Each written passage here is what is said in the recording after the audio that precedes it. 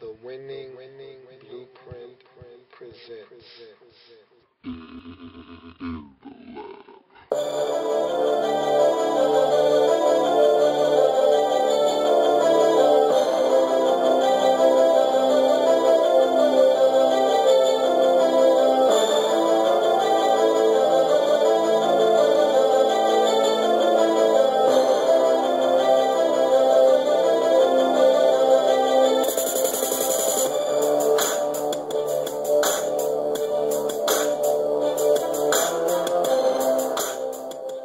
In the lab room.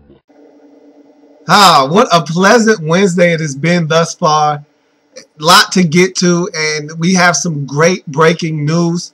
But before we get to all of that, let me first welcome you. You're in the lab room. Thank you for joining me. I'm your host, Lou, and there's a lot to get to today, including the story of the day that the officials lockout for the NFL is all but assured to be over this week. There's a couple of I's to dot, couple of T's to cross, but the agreement is in principle. They have just about agreed to it. And so we're just waiting for the official word that it is done and that these officials can get back to work. And all we can do now is just hope that they do it in time to have the officials ready to do the Thursday night game tomorrow and to do the games this weekend. We want this to be resolved as soon as possible. Get the real officials back into the football game and get this thing back on track the way it's supposed to be. Look, the real officials aren't going to be the end-all be-all. They're not going to be perfect. No one's asking them to do so. But we all know that the real officials are more credible, more able to do the job at hand, do the task at hand. And we know that they know what they're doing out on the football field, and they have the respect of the coaches, players, owners, and all those involved with the game.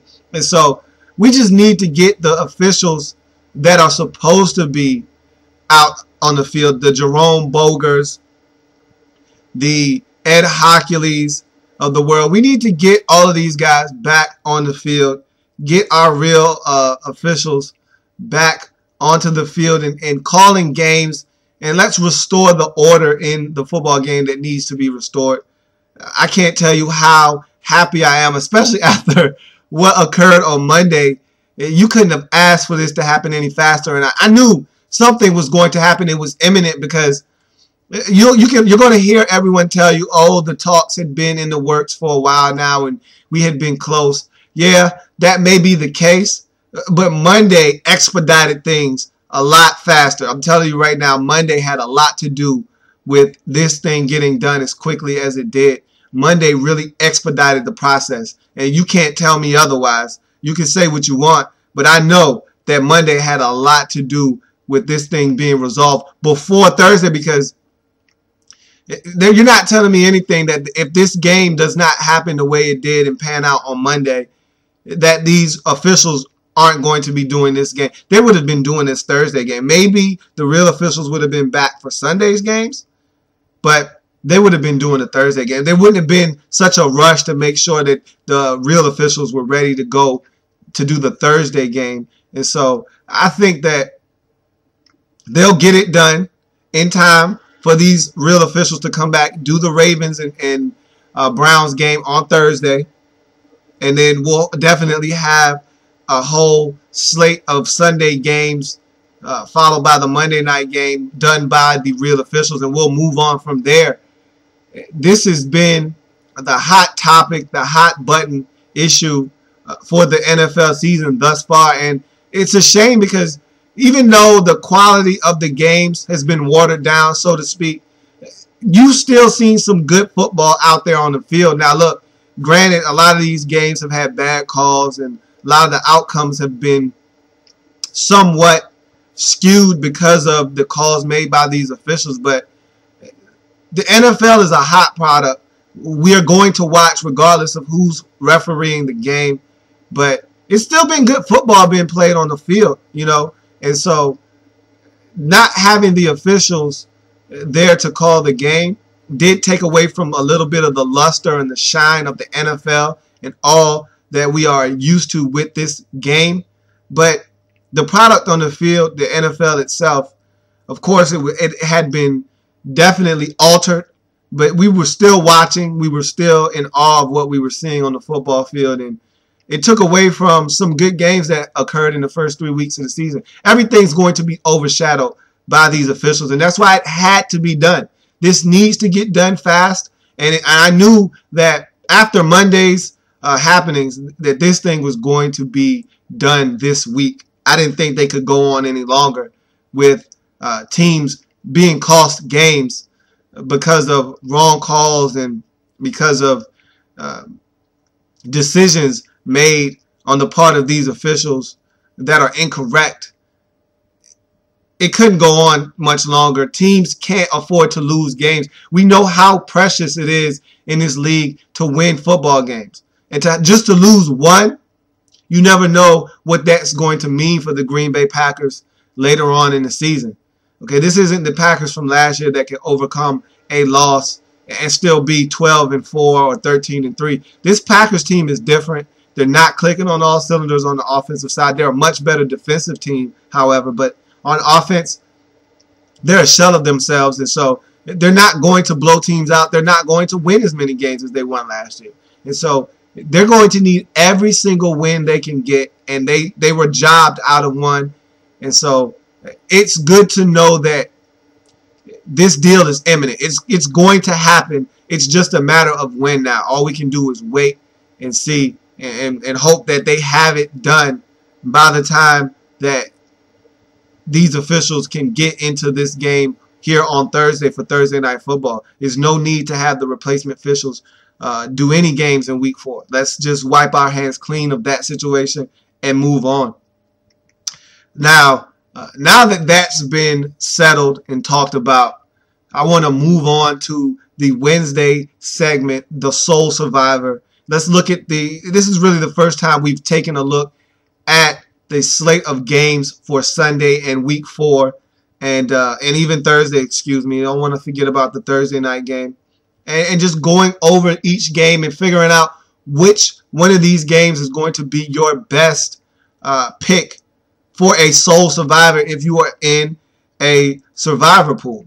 And so we're going to go down the list of games, starting with the Thursday game, of course, and check out these games and see which one is best suited for you to make a decision on as far as being a survivor pick in your pool.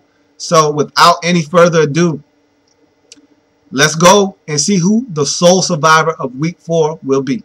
Everyone can pick, but only one can win. Are you the sole survivor? Here we go again with another tough slate of games for Week 4. We had a very tough slate of games in Week 3. I gave you my sole survivor last week. Did not pan out. It took overtime to get rid of them, but nonetheless, it was not a good pick because they lost. I can't believe they lost. I was beside myself. But again, when you're dealing with teams who aren't playing good football, that's what happens. You roll the dice, and it can come up snake eyes, and that's what happened. But if you went with the secondary picks, the ones that seemed obvious, you lost those as well. Pittsburgh lost to the Raiders. The 49ers lost to the Vikings, and I told you to stay away from those games. I even told you stay away from the Detroit game. I told you to stay away from every game except the one that I told you to pick, and even that one wasn't safe. And so this year, it's just expect the unexpected, and you get more of the same in Week 4. However, I will tell you this. There is a definite guarantee, no doubt about it, no-brainer, sole survivor this week. And it's Thursday. We don't even have to get to Sunday. It's Thursday. If you haven't made your pick already, I would advise you to do so and take the Baltimore Ravens over the Cleveland Browns at home. There's no way the Ravens are going to drop a game at home to the Cleveland Browns. It's just not going to happen. The Browns have not won a game all season. And they're on the road in Baltimore, still trying to find their way, still trying to get their young quarterback, Brandon Weeden, on the same page with his receivers who can't seem to stop dropping the football. Trent Richardson is coming into his own. You can see the promise and the talent there.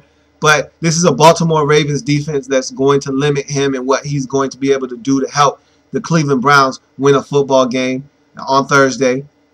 We take a look at Brandon Weeden. He's made a lot of mistakes this year, missed a lot of open receivers, have made bad reads. He's going to do that again against this Baltimore Ravens defense. They're going to force him into some mistakes. Ed Reed's probably going to get one tonight. They're going to sack him. They're going to make him uncomfortable in the pocket. He's going to look like a rookie on Thursday against this Baltimore Ravens team. There's no way Joe Flacco and that Baltimore Ravens offense with Ray Rice, Anquan Bolden, Torrey Smith, the two tight ends, of course, speaking of Ed Dixon, Dennis Pitta, there's no way that they're not going to take care of business against this Cleveland Browns team. It's just absolutely no way. If I had $1 million to bet, I would put it on the Baltimore Ravens beating the Cleveland Browns. I feel so confident about this one that I'm not even going to tell you that there's anything better down the slate of games that you could look at and think that is a better pick than this one on Thursday. If you're looking for a sole survivor in a survivor pool, you need not look any further than the Baltimore Ravens. Look, if you watch football, you know yourself that this is a no-brainer pick here. And again, I lost last week. That was my first time giving a sole survivor and not coming through with a victory for this season. In week 1, I gave the Bears over the Colts. The Bears took care of business. In week 2, I took the Chargers over the Titans. The Chargers took care of business. In week 3, I dropped my first sole survivor pick, which was the New Orleans Saints over the Kansas City Chiefs. And again, the Saints did it to themselves. They were up 18 in this ball game in the second half and found a way to blow that lead. Inexcusable. I can't explain what happened. All I know is that the Saints aren't a good football team right now. They're not good at home. They're not good on the road. It doesn't matter where they play. They're a team that's struggling right now. And so it came back to bite me. But again, everyone struggled last week. You had to be special not to get knocked out of your survivor pool last week. If you're still alive, and I don't know how you would be, because really last week, your 3 options were the Steelers, the 49ers, or the Saints. And if you took anybody else, you were really going out on a limb last week. And if you did that, kudos to you for being able to be special and go out on a limb and make a smart decision. A risky one, but a smart one at that.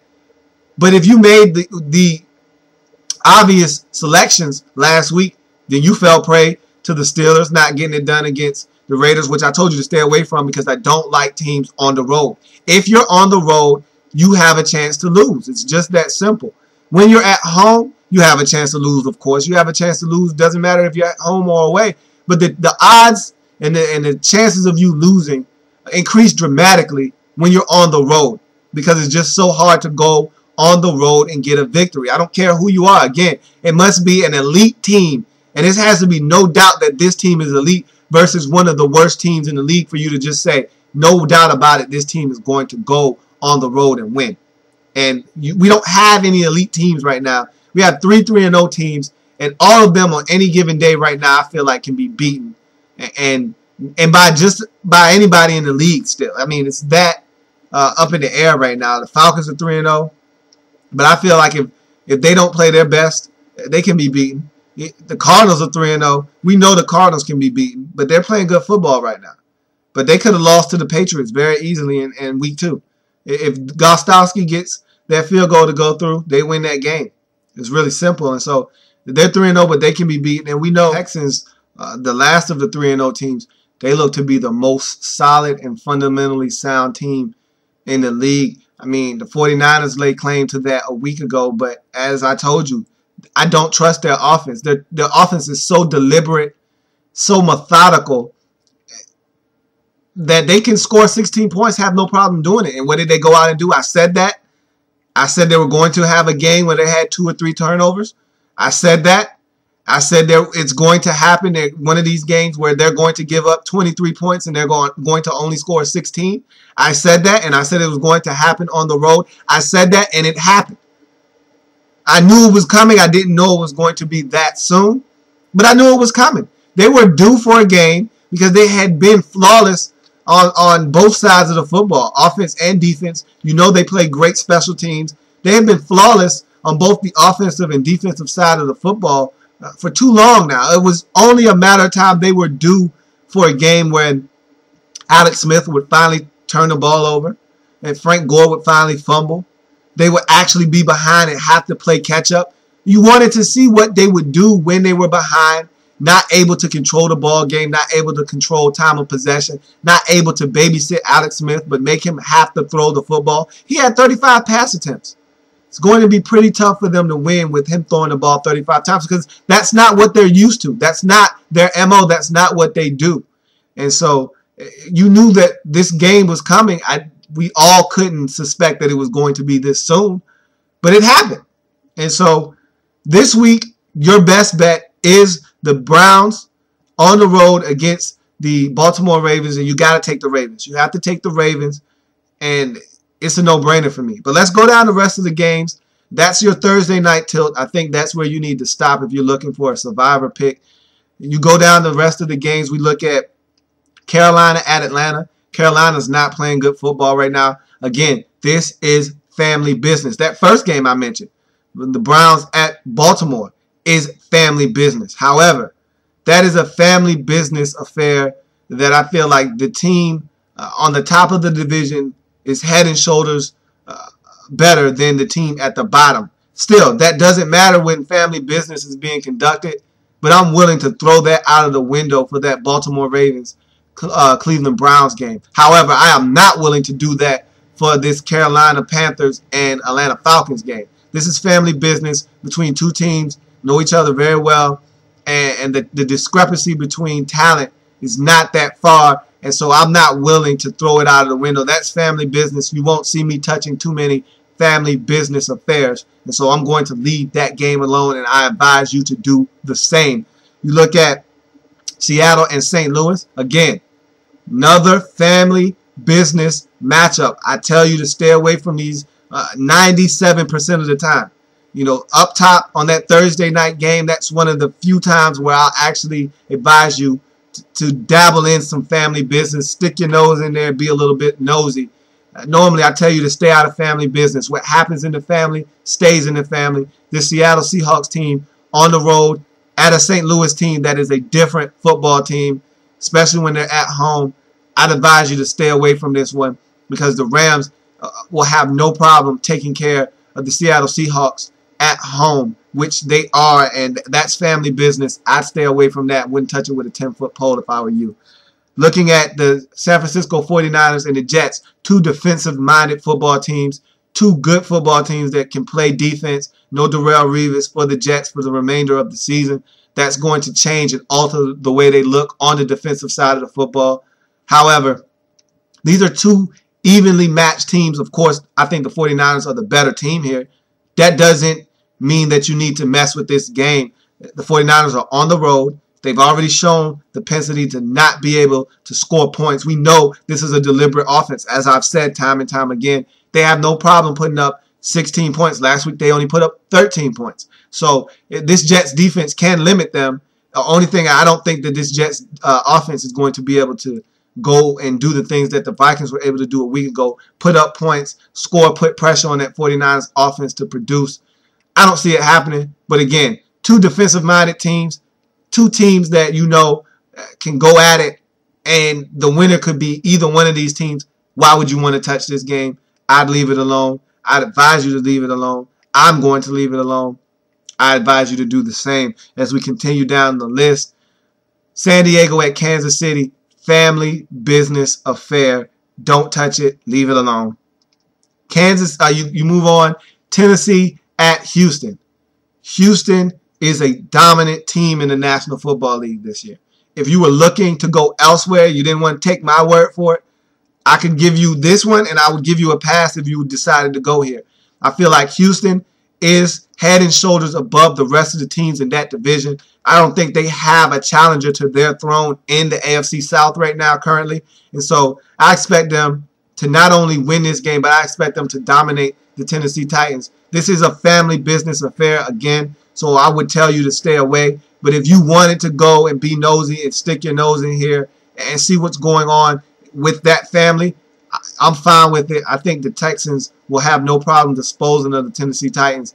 But again, that's a dangerous game. But the Texans are home.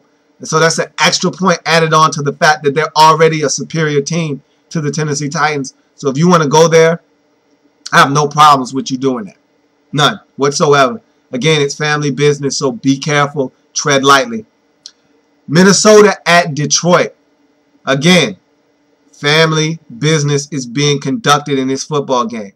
We saw last week the Lions can be had. Now, again, that was on the road. This is a home game for the Lions. But again, it's family business.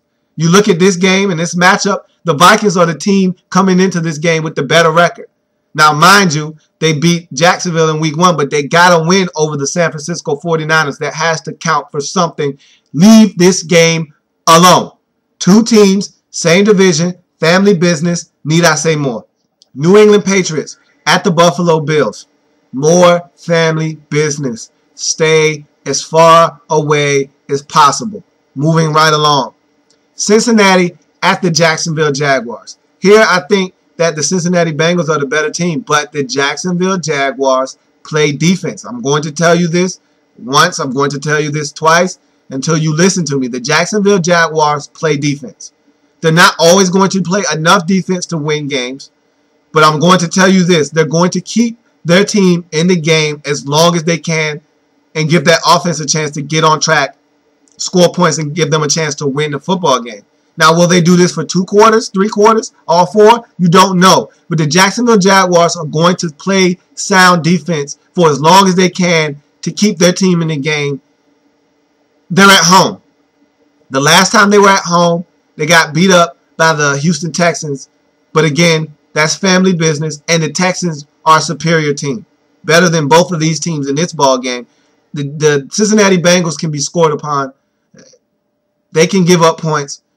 I'm not sure if they're going to be able to go into Jacksonville and get it done. I think they will. But again, Jacksonville is a team that's going to play defense. They're at home. That counts for something. Leave this game alone as well. If you're feeling froggy and you want to leap here, I'll turn a blind eye to it, but I'm telling you, I wouldn't do that if I was you. The Bengals are on the road here. The Jacksonville Jaguars are no slouch. They're not an upper echelon team. They're not a playoff bound team. But what they are is a team that's going to play hard, play good defense, and give themselves a chance. Anytime you give yourself a chance by playing defense, you can be in ball games and steal a couple that you have no business winning. This could be one of those games. I'd stay away from this one if I could. And you can, because you have the Ravens sitting right up there ready to be selected as your sole survivor. So as I move on, we look at Oakland at Denver. Family business. The Raiders just won their first game. They're feeling good about themselves. They have a little bit of confidence, something that they haven't had all season. Denver Broncos are reeling. They've lost 2 straight. They're at home. This is a matchup between 2 teams who hate each other. Absolutely, positively rivals in that division. Probably the most hated rivals within that division in the AFC West. Leave it alone. So we move on. You go Miami Dolphins at the Arizona Cardinals. This one isn't that bad. This is actually a very appealing football game if you look at it on the surface. However, I have a hard time believing that these Arizona Cardinals are for real. Now, don't get me wrong. I'm not selling my stock in the Arizona Cardinals. I bought a lot of stock in them after they beat the Patriots. That was a big win on the road for me. I bought a lot of Arizona Cardinals stock 2 weeks ago. That stock really blossomed last week. If you bought the stock when I did, that stock is worth a lot more money this week than it was a week ago. So I'm not telling you to sell that stock now because it's probably not going to get any higher than it is. But what I'm telling you is be careful. This is an Arizona Cardinals team that can and will let you down. Just when you think that you're safe, just when you thought it was safe to go in, that's when the Cardinals get you trapped. Don't fall asleep in thinking that the Cardinals have the game on lock, because the Cardinals will have one of these games where Kevin Kolb decides to implode, throw 3 interceptions, Ryan Williams shows you that he will fumble the football. He decides to put it down, and the Dolphins scoop it up and run for a 59-yard touchdown. We can see the Dolphins ease their way into Arizona and come out of there with a 16-13 victory. Highly unlikely, but I'm just saying, don't allow yourself to be submerged by this Arizona Cardinals football team in the way they're playing right now. They're playing some good football, but don't allow yourself to get caught up. Don't forget Kevin Kolb is still their quarterback. All right? Don't forget that Beanie Wells is hurt, and now Ryan Williams is going to have to shoulder the load out there. Don't forget that this is a team that has absolutely no problem scoring 16 or 18 points. All right? Be careful here. But again, if you decide to go here, you have my blessings. This is a game that I think the Cardinals should be able to win at home. All right, Washington at Tampa Bay. Two teams who are struggling. One on the offensive end, one on the defensive end. Both teams 1-2. Both teams desperately looking to get a victory. Again, another game that I wouldn't touch if you paid me to. Redskins can't stop anybody on offense. Tampa Bay can't score points on offense. So they play good defense. Redskins are a good offensive team. Redskins are terrible on defense. Tampa Bay is struggling on offense. Two teams matched up who are perfect for each other right now and what's going on. The Redskins need a team that's offensively challenged to be in front of them, and the Tampa Bay Buccaneers need a team that is defensively challenged in front of them. And so you don't need to touch this game. Wouldn't advise you to. I'd stay away from this if at all possible. And it is possible. Again, I'll say it before. I've said it before. I'll say it again. The Ravens are sitting up there, laying there in your lap, begging you to pick them. I don't see why you wouldn't take that pick. You look at New Orleans at Green Bay. From the outside looking in, just looking at records, this is a game between two teams who are struggling mightily. And if you haven't been watching football, you look at the Packers at 1-2, and you look at the New Orleans Saints at 0-3, and you say, wow, this is a really bad game. But no, don't fool yourself. These Packers should be 2-1 right now. They were robbed on Monday night. They're not playing their best football, but they're playing good enough to be 2-1, possibly 3-1 after this game. Instead, they're looking to just be 500 after this football game, and I think they will. This New Orleans Saints team is struggling right now. They're not making plays on offense. They're not stopping teams like they should on the defensive side of football. They're struggling, and they're going to struggle, I think, for the duration of this season. They don't have their head coach. They have no direction. I don't think they're going to be able to turn it around. I wouldn't touch this game if I were you, but again, if you trust the Packers that much and think that they're going to come alive and be mad because of the outcome on Monday, I would turn a blind eye to you doing this, but I wouldn't recommend it. I would not give you my blessings on this one. This is a tough one. I'd stay away from this one, and I'm staying away from it. I'd advise you to do the same. Looking at the Sunday night matchup, it pits the New York Giants against the Philadelphia Eagles. Family business, family business, family business. Need I say more? I shall not. Chicago at Dallas is your Monday night football matchup. Two teams that are 2-1, playing solid football, not great, but solid enough to have winning records right now and to be tied atop their divisions, respectively. Leave this game alone. I don't need to tell you much more than that. It's two 2-1 teams jockeying for position in their divisions, playing solid defense right now. Both of these teams are looking good on the defensive side of football. Both of them have a lot left to be desired on the offensive end, but that's not going to stop these teams from battling it out, being a tough matchup and tough to pick. If I were you, I would leave this game alone.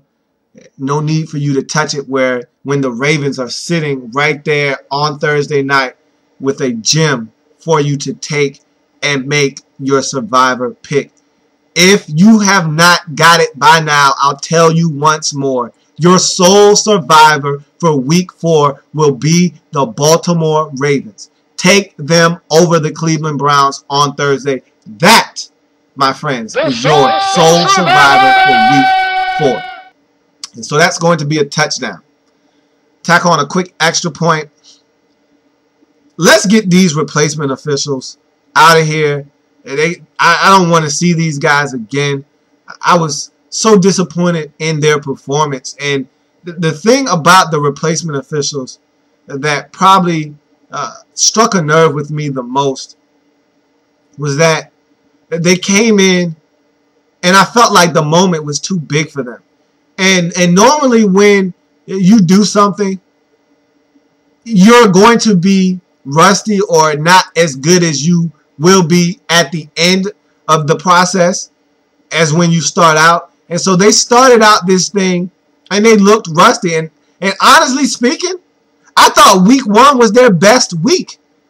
You know, and that's saying a lot because they came into a tough situation. They did the whole preseason.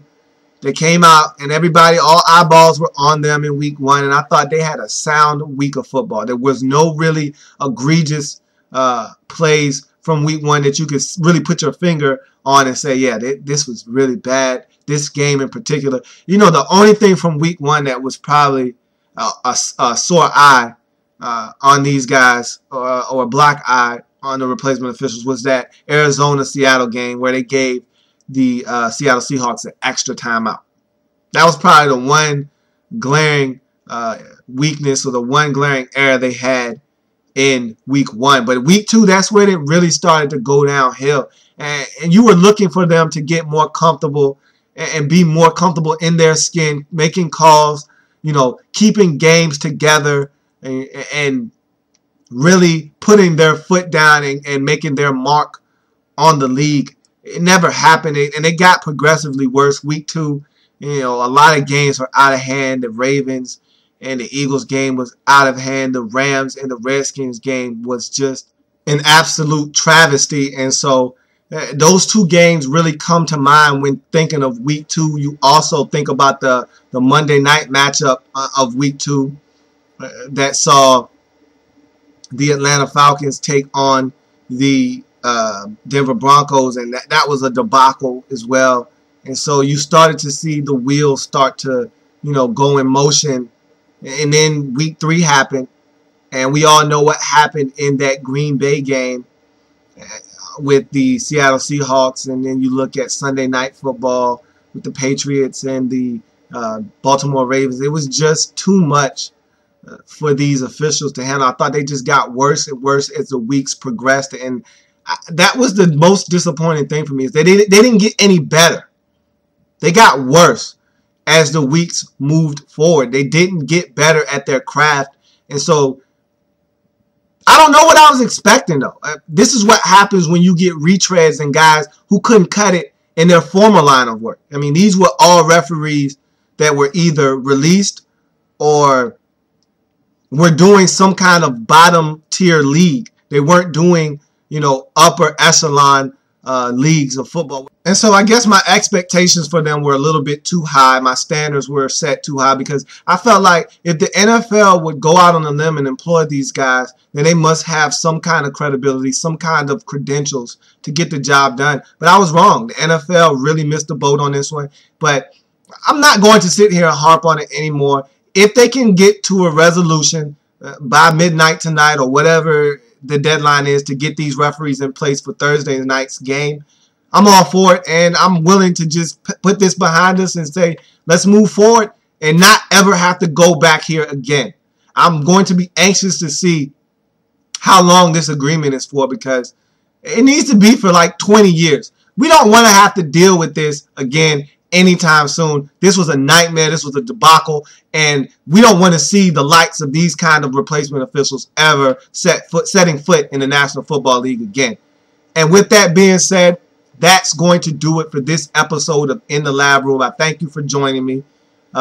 Stay tuned for the second edition of the NFL's Most Wanted, as the sheriff will be back with his all points bulletin on the new problem makers in the National Football League for the week 3 week of the National Football League. And so stay tuned for the NFL's Most Wanted. That's going to do it for this episode. I thank you for joining me.